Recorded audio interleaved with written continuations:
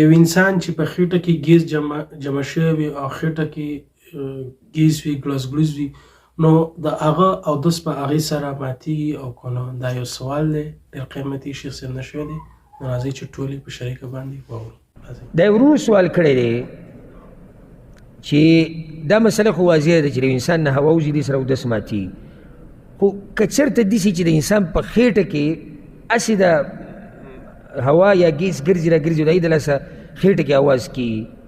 نو دې سره اودس ماتېږي او که نه دا مسله موږ د حدیثونو په درسونو کې تفصیلا بیان کړی او ما ته ښکاري دې به سوال هم څو پیرې شوی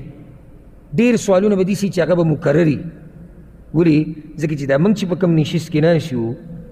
نو دا د الله په توفیق سره 103 نمبر نشست دی او چې په هر نشست کې صرف د 10 سوالونو هم جواب شوی د 10 نو دا ټول څو سوالونه شو 1730 په دې کې لازم بعض سوالونه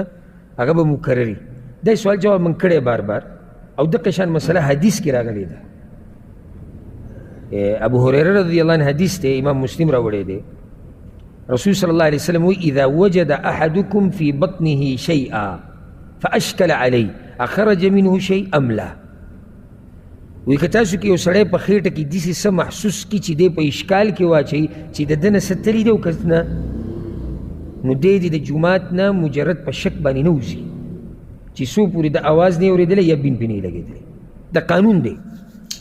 مسله دا نه ده چې لازم به بین یا اواز وي اصل کې رسول وسلم دا مسله بیانوي چې شک یقین په شک نه زایله کېږي چې څو پورې یقیني کار نه شوی پوه شوي بګل نجاست چې څو پورې د بدن نه راوتی نه وي دې له اعتبار نشته که خېټه کې ګیس ګرځي را ګرځي یاره دا به صحیح نه خو لا بدن نه راوتی نه دی چې راوتی نه دی نو دې له څه اعتبار نشته یا یو سړی کله داسې محسوسوي دا مې سوال کېږي لکه یو سړی داسې محسوسه کړي چې دا مني د ده عورت ته راغله داسې محسوسه کړه خو بهر ته راوتې نه ده نو دې له اعتبار نشته ځکه چې د بدن نه راوتې نه ده نو دا قانون یاد کوي چې یقین په شک سره نه ختمیږي یقین دپاره اولنۍ مسله یقیني ده د دې د ختمولو لپاره یقیني خبره پکار ده یعنی اودس تا یقیني دی دا اودس په څه ماتېږي په یقیني خبره باندې په شک سره اودس نه ماتېږي پوه به شوي که نه ښه دا یو ورور سوال کړی دی وی حدیث کې دا راځي چې څوک لا اله الا الله وحده لا شریک له له الملک وله الحمد وهو على كل شيء قدیر سل پیري ووایي نو الله بدله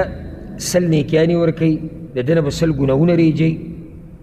دغه ورځ به الله د شیطان نه ساتي او لکه ده چې لس غلامان آزاد کړي ښه دا ډېر قیمتي او ډېر بهترین بیان چې نو که اوس یو کس دا ذکر 200 پیري ووایي زموږ سره آیا دا اجر به دوچنده کېږي که نه صرف دغه سل تحدید راغلی دی او دغه شان حدیث کې دا راغلی دي چې کم سړی سوره اخلاص تلاوت کی لکه ده چې درېیمه حصه قرآن ثواب الله ورکوي نو که اوس یو سړی د سوره اخلاص 2 پیري ووایي 3 پیري ووایي 4 پیري ووایي اجر به زیاتېږي او که نه جواب دا یاد کوي صحیح بخاري صحیح مسلم کې دغه حدیث ته د ورور چې کوم ذکر ته اشاره کړې ده لا اله الا الله یاد به تاسو ته بیا یاد کوي لا اله الا الله وحده لا شریک له له الملک وله الحمد وهو على كل شيء قدیر سل پیري چې چا د ورځې ووایي لکه ده چې لس غلامان آزاد کړو سل نیکیانې به ورته میلاویږي سل به ترې ګناهونه ریږي الله به یې د شیطان نه ساتي هغه حدیث کې مخکې څه دي ورور جواب حقې کې دی ولم یأت احد بافضل مما جاء او ده چې دا کوم کار وکړو د دې نه غوره به چا نه کړی الا رجل عمل اکثر منه الا هغه سړی چې د ده نه یې ډېر ویلی جواب پکې وشو که نه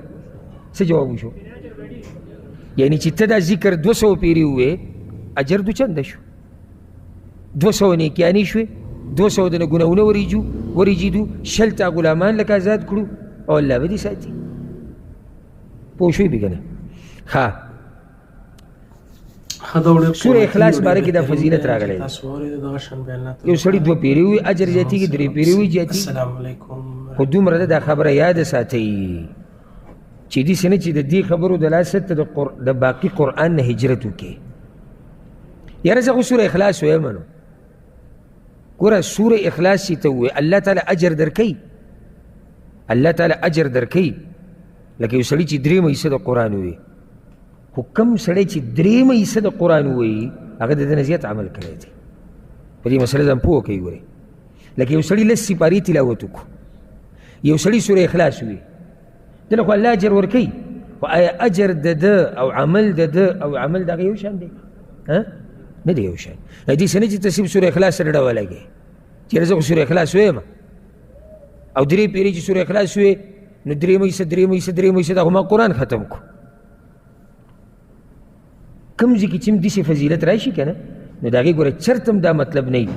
که چا د قرآن درېیمه حصه پوره تلاوت کړی دا دواړه یو شان شو، یو شان کېږي نه. ښه دا ډېر قیمتي او ډېر بهترین بیان چې تاسو واورېدو. دغه شان بیاناتو لپاره زموږ سره اوسئ. السلام علیکم ورحمة الله.